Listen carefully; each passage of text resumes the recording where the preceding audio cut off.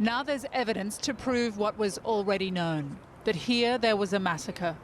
The liberators of Sinjar picked through the human wreckage of a mass grave thought to contain the remains of 70 Yazidis. Human hair, sewing scissors, keys, all belonging to older women who the Islamic State fighters separated from their daughters and granddaughters when they overwhelmed the town. More than a year after the US president began airstrikes against the Islamic State, urged on by the threat of a Yazidi genocide, it fell to Kurdish troops, backed by those strikes, to win Sinjar town back.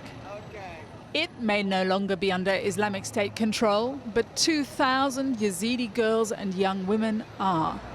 A fact one of the most powerful women at the United Nations is determined the world should not forget, even after the terror wrought in Paris and the continuing refugee crisis lapping at Europe's shores.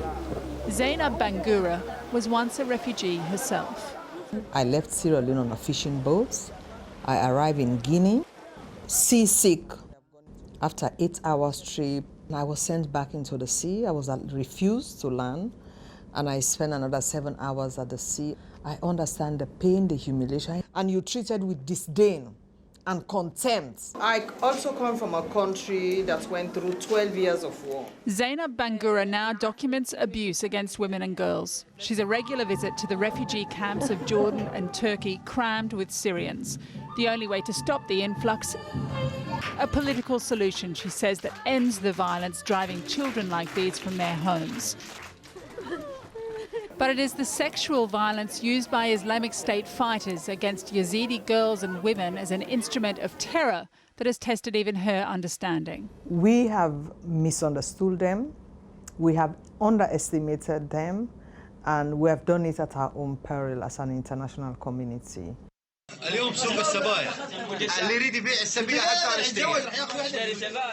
She says it's not unusual that rape is used as a weapon of war, but the Islamic State is buying and selling women and girls, complete with sales contracts, warehouses and markets. They are selling the girls out. They bring the girls out into the open market, they strip them naked, they price them, they rape them in other conflicts, but they don't sell them.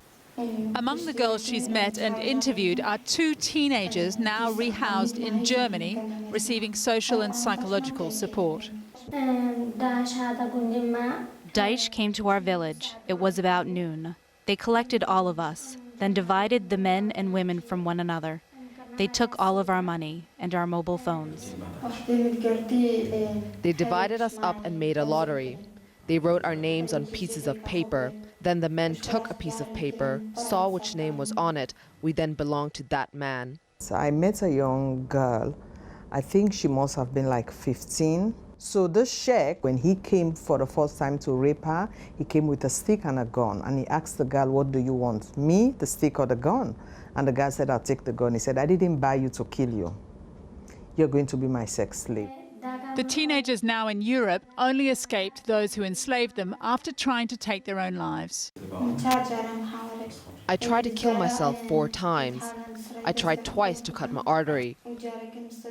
And one time I took tablets. Another time I drank a household liquid. I watched my friend kill herself in front of us.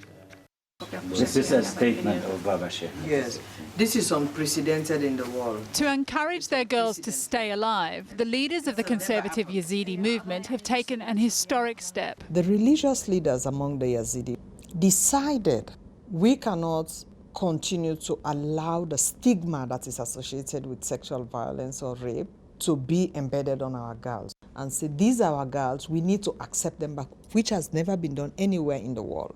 So once the pronouncement was made by the high priest that you can come back, we'll welcome you, the girls stopped committing suicide. The suicide rates reduced, and then more of the girls decided to come back on there. So they find every ways and means to escape. At a secret location near a European airport, there's a joyful reunion with those 2 Yazidis who she first met in Iraq shortly after they'd fled the Islamic State. Hello, how are you? Fine.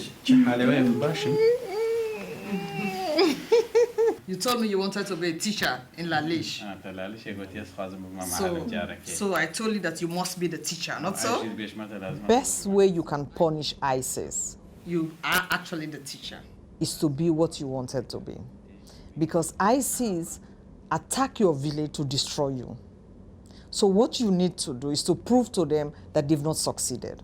And the only way you can prove that is for you to succeed. So this is a book, this is a pen, and you have to write. And when you are old, you can use it to teach other people. ISIS has to be defeated because every day they are committing more crimes. They're destroying more lives, they're destroying more community. So the longer they stay, the more difficult it becomes to rebuild those societies. It has to be done at whatever cost.